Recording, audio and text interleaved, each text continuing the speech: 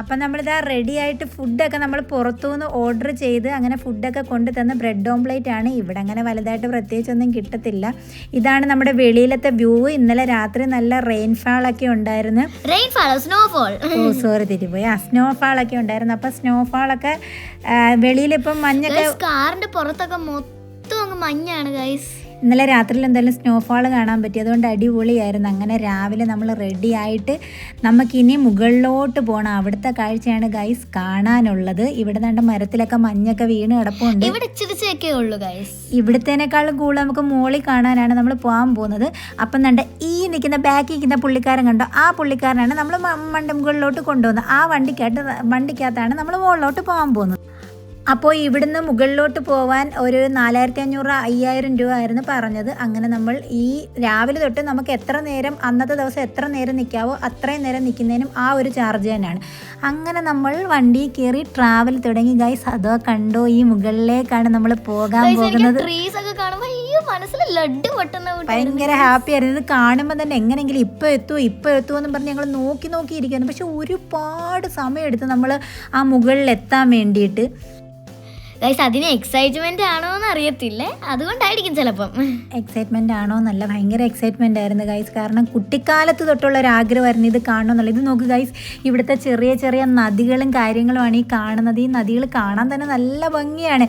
ഈ നമ്മൾ പോയിക്കൊണ്ടിരിക്കുന്ന വഴികളിലെല്ലാം കാണാൻ ഭയങ്കര ഭംഗിയാണ്.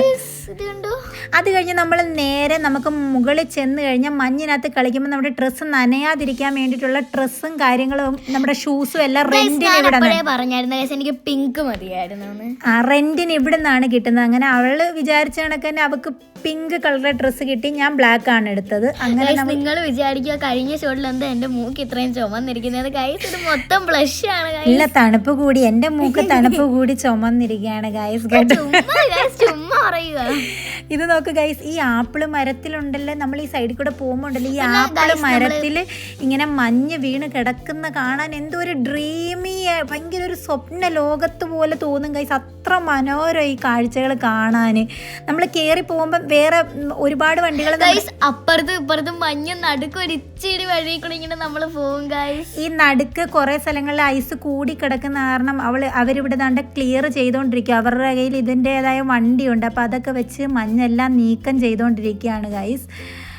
അങ്ങനെ അതെല്ലാം കഴിഞ്ഞ് ഫൈനലി നമ്മളതാ നമ്മുടെ സ്വർഗ്ഗലോകത്തെത്തിയിരിക്കുന്നു ഗൈസ്. അതെ ഗൈസ്, ഇതൊരു സ്വർഗം തന്നെയാണ് ഗൈസ്. ഈ അവസരത്തിൽ ഞാനിത് പറയുന്നത് ശരിയാണോ അല്ലയോ എന്ന് എനിക്ക് അറിഞ്ഞൂടാ. ഞാൻ ഈ അവസരത്തിൽ 2 വരി പാടാൻ ആഗ്രഹിക്കുന്നു ഗൈസ്. സ്വർഗം താനിറങ്ങി വന്നതോ. വളരെ ബോറായിട്ടുണ്ടെന്ന് എനിക്കറിയാം ഗൈസ്. എങ്കിലും ഈ വീഡിയോ കണ്ടുകൊണ്ടിരിക്കുമ്പോൾ ഞാൻ ആ എക്സൈറ്റ്മെൻറ്റിൽ പാടാതിരിക്കാൻ എന്നെ കൊണ്ട് പറ്റുന്നില്ല ഗൈസ്. അങ്ങനെ നമ്മൾ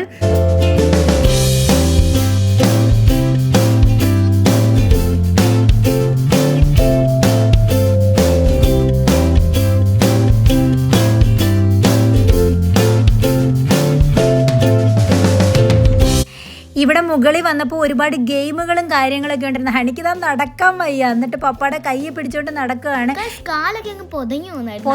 ചില സ്ഥലങ്ങളിൽ പൊതഞ്ഞു പോകും, ചില സ്ഥലങ്ങളിൽ നമുക്ക് തെറ്റി വീഴുകയും ചെയ്യും. സ്മൂത്തായിട്ട് കിടക്കുന്ന സ്ഥലങ്ങളിൽ തെറ്റും.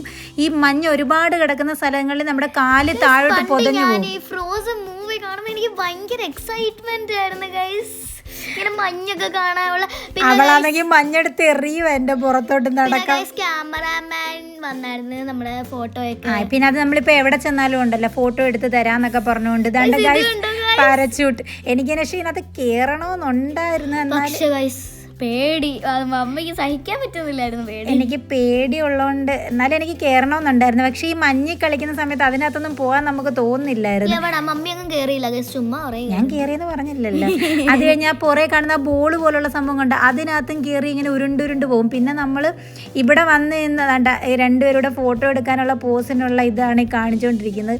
ഒരുപാട് പേര് പാരച്യൂട്ടിനകത്ത് ഇതുപോലെ പോകുന്നുണ്ടായിരുന്നു. നല്ല രസമായിരുന്നു പക്ഷെ അത് കണ്ടോണ്ടിരിക്കാൻ.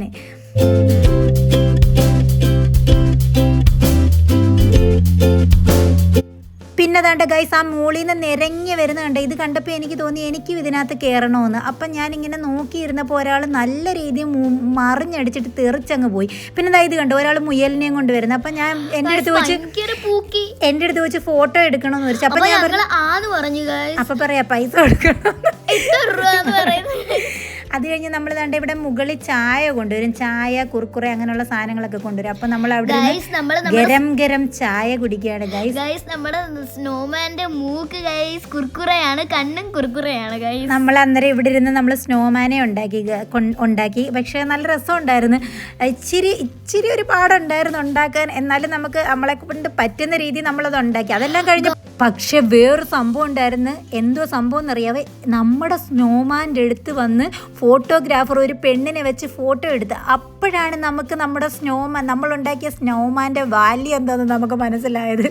ഇതിനെ നമ്മൾ പിന്നെ വേറൊരു വെറൈറ്റി രീതിയിലുണ്ടാക്കി. ഈ കൈയൊക്കെ സത്യം പറഞ്ഞാൽ ഈ സ്നോമാൻ്റെ കൈ ഉണ്ടല്ലോ, ഞാൻ തൊണ്ട് അങ്ങ് കാണുന്ന ആ മരം കണ്ടോ, അവിടെ പോയി ഞാൻ ഒടിച്ചുകൊണ്ട് വന്ന് എൻ്റെ കാലാണെങ്കിൽ എൻ്റെ മുട്ട് വരെ മഞ്ഞിനകത്ത് പൊതഞ്ഞു പോയായിരുന്നു. പിന്നെ ഗൈസ് നമ്മളെ സ്നോമാൻ്റെ പേര് സ്നോയി എന്നാണ് ഗൈസ്.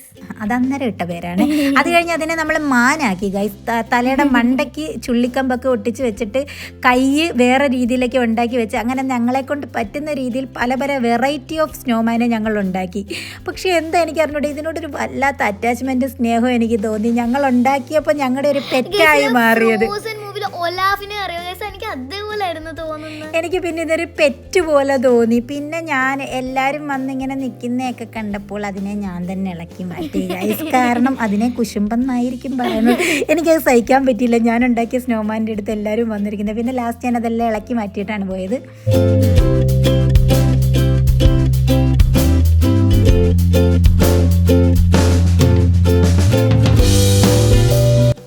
പിന്നെ ഗൈസ് നമ്മൾ നമ്മുടെ കളി അങ്ങോട്ട് തുടങ്ങി ഗൈസ്. കിടന്നങ്ങ് ഉരുളുമായിരുന്നു ഞങ്ങൾ രണ്ടുപേരോട് അതിനകത്ത് കിടന്ന്. ഞങ്ങൾ ഫോട്ടോസും വീഡിയോസും എല്ലാം നിർത്തി ഞങ്ങൾ കളിക്കാൻ തുടങ്ങി. കുറച്ച് നേരം നമ്മൾ ഫോട്ടോസിനും വീഡിയോസിനും വേണ്ടി ടൈം സ്പെൻഡ് ചെയ്തെങ്കിലും കുറച്ച് സമയം ഉണ്ടല്ലോ നമ്മളിതൊന്നും നോക്കാതെ ഇതിനകത്ത് മാക്സിമം നമ്മളങ്ങ് എൻജോയ് ചെയ്ത് അതിനകത്ത് നിന്ന് കളി. ഇതെന്തോ ഞാൻ ചെയ്യാൻ പോകുന്നതെന്നറിയാം, ലവ് ചിഹ്നം ഉണ്ടാക്കിയിട്ട് നമ്മൾ ഓരോ വീഡിയോയ്ക്കകത്ത് കാണത്തില്ലേ, അത് കട്ട് ചെയ്ത് പൊക്കിയെടുക്കുന്നതാണ് കിടക്കുന്നത്. ചില സ്ഥലങ്ങളിൽ ചെറുതായിട്ടൊക്കെ ഒന്ന് ഒപ്പിച്ചെടുക്കാൻ നോക്കിയപ്പം പറ്റിയിട്ടുണ്ടായിരുന്നു. അവളതെങ്ങനെ, ഞാൻ അത് ഉണ്ടാക്കിയതിൻ്റെ പുറത്ത് കയറി അവൾ കിടക്കുകയാണ്. എന്ത് ചെയ്യാനാ.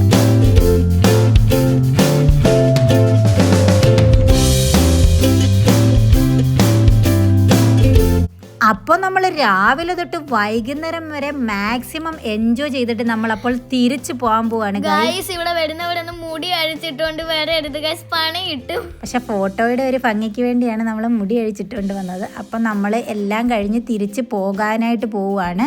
അപ്പോഴാണ് ഗൈസ് എനിക്ക് വിശക്കുന്നത്. എന്തായാലും നമ്മൾ ഫുഡ് കഴിച്ചിട്ടില്ലായിരുന്നു, അതുകൊണ്ട് നമുക്ക് വിശക്കുന്നുണ്ടായിരുന്നു. കാരണം പക്ഷെ മഞ്ഞ് നിന്നോണ്ട് അവിടെ നിന്ന് എൻജോയ് ചെയ്യുന്ന സമയത്ത് നമുക്ക് വിശപ്പറിയുന്നില്ല. പക്ഷെ സത്യം, പക്ഷെ തിരിച്ചു പോകാൻ സമയമായപ്പോഴാണ് അയ്യോ നമ്മളൊന്നും കഴിച്ചില്ലെന്ന് പറഞ്ഞത്. അപ്പം ഈ ഒരു സാധനങ്ങൾ ഇവിടെ നിൽക്കുന്നുണ്ട്. ഇതിൻ്റെ അടുത്ത് നിന്ന് ഫോട്ടോ എടുക്കണമെന്ന് പുള്ളിക്കാരൻ ചോദിച്ചു. അപ്പം പറയാം ഇത്ര രൂപ കൊടുക്കണം. എന്ത് തൊട്ടേനും പിടിച്ചതിന് എല്ലാം പൈസ ഉണ്ട്. ഇവൻ വേണ്ട ഫുഡിന് വേണ്ടിയാണ് അങ്ങോട്ടും ഇങ്ങോട്ടും നടക്കുന്നത്. ഇവിടെ നമുക്ക് ഗരം ഗരം മാഗി കിട്ടും, ഗരം ഗരം ആലു പെറോട്ട കിട്ടും. അപ്പം ഞങ്ങൾ മാഗി മേടിച്ച് കഴിച്ചു. അപ്പം അങ്ങനെ തന്നെ ഞാൻ മേടിച്ച മാഗിയാണ്, മമ്മിയും പപ്പായും ആലു പൊറോട്ടയാണ് ഗൈസ്. അപ്പോഴാണ് ഞാനൊരു കാര്യം റിയലൈസ് ചെയ്തത്.